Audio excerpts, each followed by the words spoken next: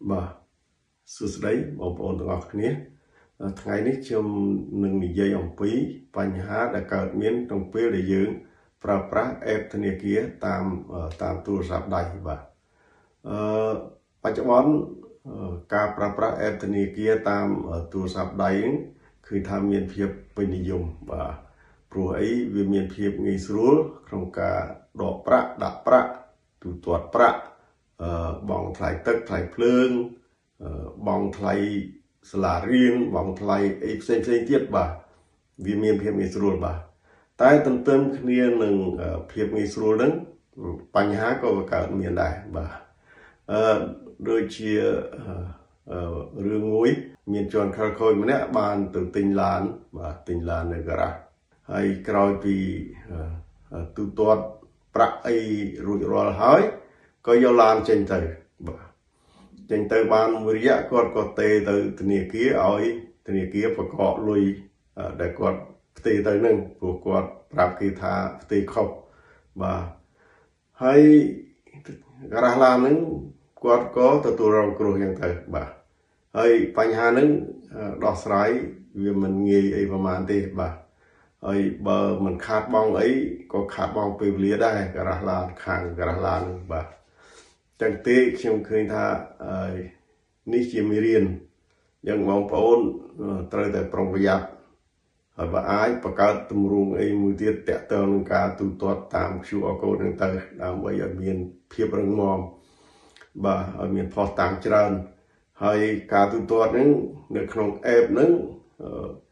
យើងភ្លេចចាប់អារម្មណ៍រឿងមួយរឿងក្នុងការទូទាត់គេឲ្យបំពេញគោលបំណងបាទចឹងទេយើងទាមទារឲ្យគេបំពេញគោលបំណងទៅនៅពេលដែលចុចទូទាត់ហ្នឹងកន្លែងហ្នឹងទៅសេបាន200ពាក្យអស់អញ្ចឹងយើងអាចបំពេញឲ្យស្របទៅនឹងវិក័យប័ត្រទំនិញរបស់យើងហ្នឹងទៅអាហ្នឹងវាធ្វើឲ្យ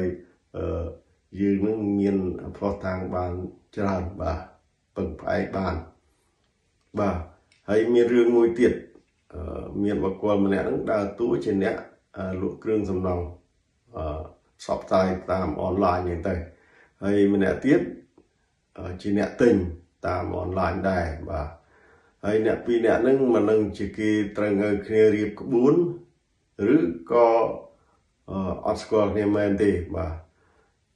អ្នកទិញគ្រឿងសំណង់គាត់បានមកអ្នកលក់គ្រឿងសំណង់គាត់បានមកទិញទូរស័ព្ទនៅហាងមួយពេលដែលតថ្លៃត្រូវហើយ2គ្រឿងជាង$2,000ជាង$2,000ក៏ទេទៅខាងអ្នកទិញគ្រឿងសំណង់ហ្នឹងឲ្យទូទាត់ថ្លៃកក់គ្រឿងសំណង់មកបានគាត់ដឹកគ្រឿងសំណង់ទៅឲ្យតើបង់ថ្លៃកក់សិនហើយការទូទាត់ហ្នឹងគាត់ឲ្យគេទូទាត់មក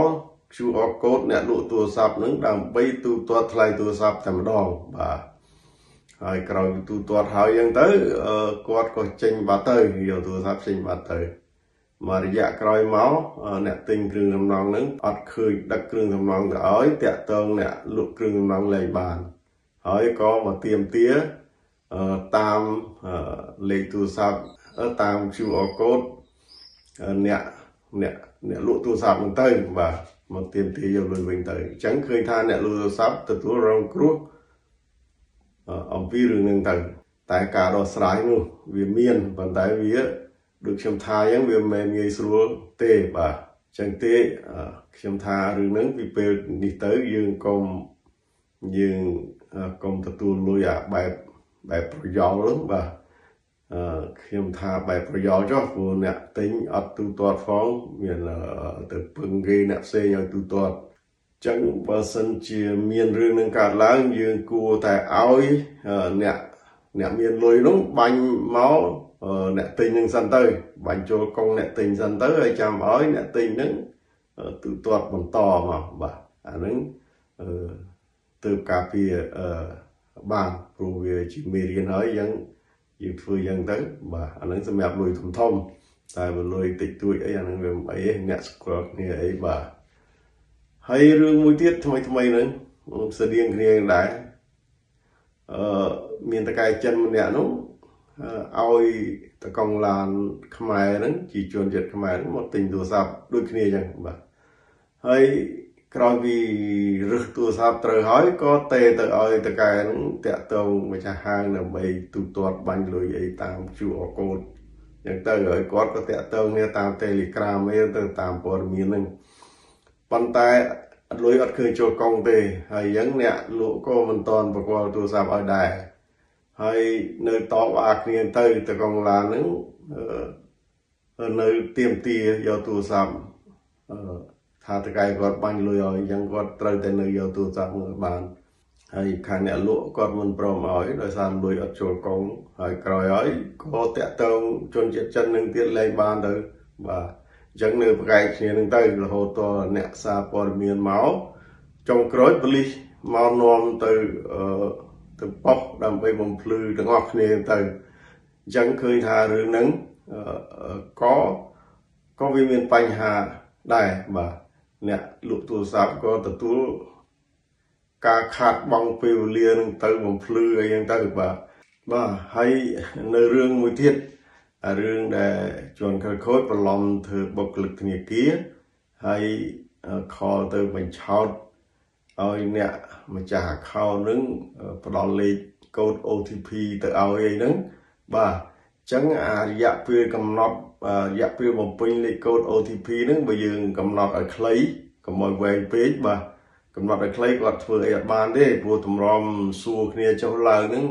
វាផុតពេលបំពេញលេខកូដហ្នឹងហើយអញ្ចឹងគាត់ធ្វើអីអត់បានទេប៉ុន្តែកន្លងមកខ្ញុំឃើញថារយៈពេលបំពេញលេខកូដ OTP ហ្នឹងវាវែងអញ្ចឹងគាត់អាចនឹង call សួរគ្នាផ្ដល់ព័ត៌មានចុះឡើងបានអញ្ចឹងដូចជាអីឲ្យយកលេខកូដហ្នឹងទៅគុណនឹង100ចែក6អីទៅអ្នកខ្លះគុណម្ដេចម្ដងតាមតែល្បិចអ្នកបោកបាទអញ្ចឹងយើងកំណត់ពេលហ្នឹងឲ្យខ្លីទៅយើងអាចជួយបានបាទជួយហើយមួយទៀតគឺយើងត្រូវតែជួយខ្លួនឯងដែរបើម្ចាស់ account ទាំងអស់ហ្នឹងឈប់ជឿទៅគ្មានធនាគារណាមានគោលការណ៍ឲ្យបុគ្គលិកcall ទៅ update តាមទូរស័ព្ទយ៉ាងទេបាទអត់មានទេអញ្ចឹងកុំទៅជឿបាទយោបល់ខ្ញុំមានតែប៉ុណ្្នឹងទេបាទអរគុណ